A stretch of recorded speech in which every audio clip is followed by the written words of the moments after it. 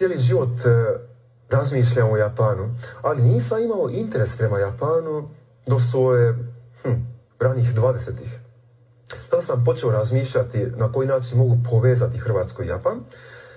Na posljedku sam bio otvorio udrugu prijateljstva između Japana i Hrvatske.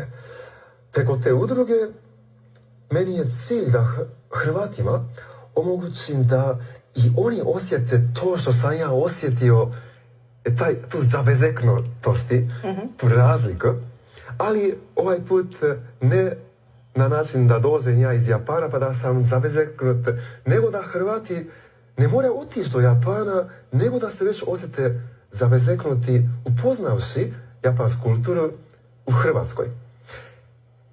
Ja se nadam da će onda to i nagnut puno ljude odavde, da i posjete jednog dana tu krasnu zemlju. Isto tako uskoro u Dubrovniku na jednoj revi, ali ono što mi je još zanimljivije je ovo što vi nosite na nogama, to je isto neka inačica ovoga što Hiro ima, ali mi se čini malo nestabilnije, pa nam objasnite kako hodate na tome i čemu to služi uopće. Kako se zove obuća? Ovo vam se zove Ippongeta.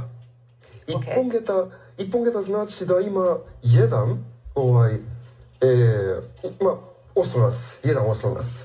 Inače, ima mali milijun vrsta ovih Ippongeta.